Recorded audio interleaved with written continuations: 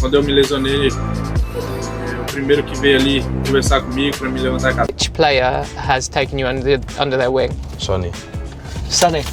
앞서 보여드린 토트넘 동료들의 인터뷰만 봐도 손흥민 선수가 토트넘을 어떤 방식으로 이끌어가고 있는지 잘 알 수 있었는데요. 히샬리송과 반더벤 모두 팀에서 누가 가장 자신을 잘 이끌어주냐는 질문에 한결같이 손흥민이라고 대답했습니다.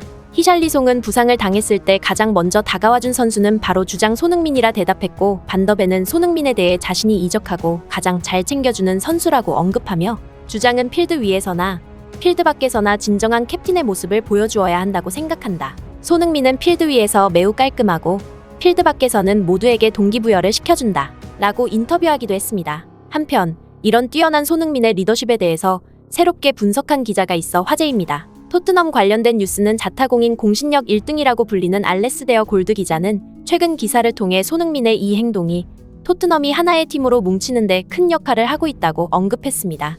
이 행동에 대해 과거 주장이었던 해리케인과는 완전 상반되는 모습을 보이며 토트넘 선수단을 성공적으로 이끌어가고 있다고 평가한 것인데요. 오늘은 대한민국 대표팀 A매치를 위해 소집된 손흥민 선수의 최근 근황과 알레스데어 골드 기자가 언급한 이 행동이 무엇인지 글로벌 사커에서 자세하게 전달드리겠습니다. 알레스데어 골드 기자는 손흥민 선수에 대한 특별 기사를 최근 보도했습니다. 골드 기자는 해당 기사에서 손흥민의 놀라운 리더십이 토트넘을 완벽하게 변화시켰다. 아무도 예상하지 못한 리그 8라운드 1위를 달성하고 있으며 이것은 이번 시즌 토트넘이 최소 리그 4위 안에 머무를 수 있는 근거가 되고 있다. 그도 그럴 것이 최근 10년간 8라운드에서 선두를 지켰던 리버풀, 맨시티, 아스날 같은 팀들의 최종 결과를 비교해봤을 때 단 한 팀도 리그 4위 밖으로 벗어난 전적이 없다. 단적으로 토트넘도 그렇다고 확실하게 말할 수는 없지만 최소한 챔피언스리그 진출은 가시권에 들어온 상황이며 정말 어쩌면 토트넘이 프리미어리그 우승을 차지해도 이상하지 않은 상황이 펼쳐지고 있다 라고 기사를 시작했습니다. 이어서 골드 기자는 이번 시즌 포스테코글루 감독의 놀라운 전술도 토트넘의 상승세에 한몫하고 있지만 우리는 손흥민의 리더십에 더욱 집중해야 한다. 토트넘은 더 이상 해리케인, 에릭 다이어, 요리스 같은 분노 표출형의 주장들을 가지고 있지 않다. 이들은 구단 내부의 분위기를 수직 서열화시켰으며 자유로운 의사표현과 개개인의 창의적인 플레이 방식을 구속시켰다. 하지만 손흥민, 메디슨, 로메로로 구성된 새로운 주장단은 팀을 완전하게 변화시켰다. 손흥민의 리더십은 때로는 친구같이 장난치면서도 필드 위에서나 라커룸에서 보여주는 승부에 대한 열망으로 동료들의 동기부여를 자극시킨다. 대표적으로 손흥민이 주장으로서 해리케인과 다른 점은 바로 포옹의 리더십이다. 해리케인은 그동안 자신이 다른 선수보다 뛰어나다는 인식을 스스로 가지고 있었으며 손흥민이나 다이어를 제외한 다른 선수들과 두터운 관계를 가지지 않았다.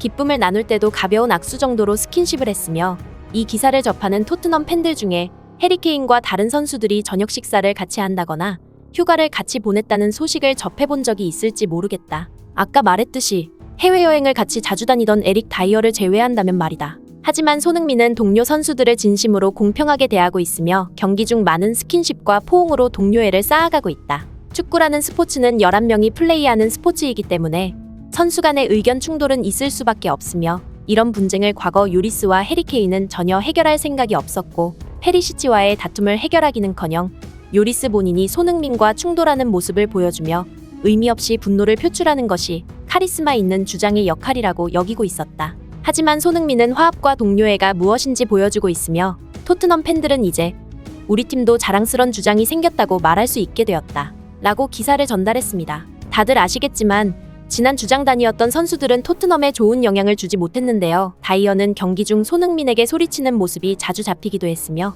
사르에게도 일방적인 전술 지시를 하며 선수단의 분위기를 엉망으로 만들었습니다. 이 장면에서 보이는 사르의 주눅든 모습과 지금 보시는 장면에서 사르와 손흥민이 장난치며 즐겁게 훈련하는 모습은 매우 상반되기도 합니다. 손흥민 선수는 과거 인터뷰에서 사르를 보고 있으면 자신이 처음 토트넘에 와서 적응에 어려움을 겪던 시절이 생각난다고 언급하기도 했는데요. 이 때문에 더욱 사르를 잘 챙겨주며 이런 모습들이 사르의 고국인 세네갈에도 퍼졌습니다. 때문에 우리와는 크게 상관없을 것 같은 나라인 세네갈에서의 손흥민에 대한 여론과 한국이라는 나라의 이미지가 변화하고 있다는 기사가 보도되기도 했습니다. 한편 프리미어리그 공식 사무국에서 선정하는 9월의 선수에 손흥민 선수가 선정되었다는 보도가 전해졌습니다. 훌리안 알바레스, 모하메드 살라 등 굵직한 선수들과 후보에 포함되었던 손흥민 선수인데요.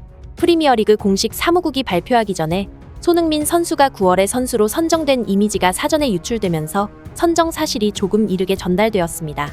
해당 이미지의 진위 여부 관련해서 논란이 잠시 있었지만 과거에도 유사한 방식으로 유출된 적이 있었고 EA 스포츠의 마크가 달린 이미지로 판단했을 때 손흥민 선수의 9월의 선수 선정은 기정사실화되고 있습니다. 한편 국가대표팀에 소집된 손흥민 선수에 대한 속보들이 속속 전해지고 있습니다. 손흥민 선수는 얼마 전 입국한 직후에 대표팀 훈련장에 입소하며 훈련을 진행한 것으로 전해지고 있습니다. 하지만 다른 선수들과는 다른 방식의 훈련을 가졌는데 다른 선수들이 체력이나 공을 주고받으며 전술위주의 훈련을 진행한 반면 손흥민 선수는 이틀째 사이클 훈련만 소화하며 프리미어리그에서부터 많은 팬들이 우려했던 부상 관리를 하는 모습을 보여주었습니다. 클린스만 감독이 인터뷰에서 손흥민은 챔피언스리그 같은 유럽 대항전을 나가지 않기 때문에 상대적으로 다른 선수들보다 피곤한 상태라고 생각하지 않는다. 튀니지와 베트남전에서 로테이션을 돌리지 않을 것이라고 선발 풀타임 출전을 예고하며 토트넘이나 한국 축구 팬들 양쪽 모두로부터 부정적인 의견을 받고 있습니다. 앞서 손흥민의 리더십에 대해 언급한 알레스데어 골드 기자는 손흥민의 몸 상태에 대한 우려를 전하며 클린스만 감독이 제발 A매치에 손흥민에게 휴식을 주었으면 하는 바람이다. 손흥민에게는 12시간의 비행과 8시간의 시차를 견뎌야 할 이유가 크게 없다. 심지어 내년 아시안컵 참가를 위해 1월부터 2월까지 무려 한 달을 프리미어리그에서 이탈하게 될 텐데 손흥민에게 지금 필요한 것은 침대에서의 숙면이다. 클린스만 감독 또한 토트넘에서 맹활약했던 레전드급 공격수인 만큼 토트넘에 대한 존중과 사랑을 보여주었으면 좋겠다. 라는 인터뷰를 남겼습니다. 이를 본 한국과 토트넘의 축구팬들은 알레스데어 골드 기자가 저렇게까지 강하게 인터뷰하는 내용은 처음 접한다. 원래 토트넘 내부적으로는 정통한 기자이지만 선수들 개개인의 국가대표 차출에 대해서는 최대한 존중하고 국가적인 문제인 만큼 되도록이면 언급을 자제하는 골드 기자이지만 토트넘이 프리미어리그를 우승했던 연도가 1960년인 만큼 무려 63년 만에 찾아온 토트넘의 우승 기회를 정말 간절하게 놓치기 싫어하는 것 같다. 지금 토트넘이 리그 1위에 오른 것은 전부 다 손흥민 때문이라고 말해도 과언이 아니다. 토트넘의 8라운드까지의 18득점 중 6골을 손흥민 혼자 넣었는데 전체 득점 중 33%를 손흥민 혼자 담당하고 있는 것이다. 더 웃긴 것은 손흥민의 어시스트가 무려 0개라는 점이다. 이번 시즌 손흥민은 빅찬스 메이킹 사회를 만들어내며 원톱 스트라이커로서 패스 연계 플레이도 뛰어난 모습을 보여주고 있는데 6득점에 어시스트 0개라는 지표는 그동안 토트넘의 동료들이 손흥민의 빅찬스 메이킹을 전부 다 공중으로 날려버렸다는 뜻이다. 사실상 손흥민이 없으면 골을 넣을 선수와 그 전개를 만들어줄 선수가 없는데 박지성과 기성용도 수시로 국대 대표팀 경기에 불러대며 부상으로 30대 초반에 이른 나이에 은퇴시켜놓고 이제는 손흥민을 갈아버리려 하고 있다. 라는 평가를 내놓았습니다. 그도 그럴 것이 비교 대상으로 삼기엔 화가 나는 선수이지만 손흥민과 함께 프리미어리그의 브라이튼에서 활약하고 있는 일본 국적의 미토마 선수는 이번 일본 국가대표팀 소집 명단에서 제외되었는데요. 그 이유가 바로 선수의 컨디션 관리를 위해서였다는 일본 축협의 발표가 있었습니다. 제발 클린스만이 손흥민 선수를 후반 40분 정도에 투입해서 가볍게 몸만 풀 수 있게 해주길 간절하게 기원하겠습니다. 오늘의 소식 이만 마치겠으며 구독과 좋아요는 영상 제작에 큰 힘이 됩니다. 시청해주셔서 감사합니다.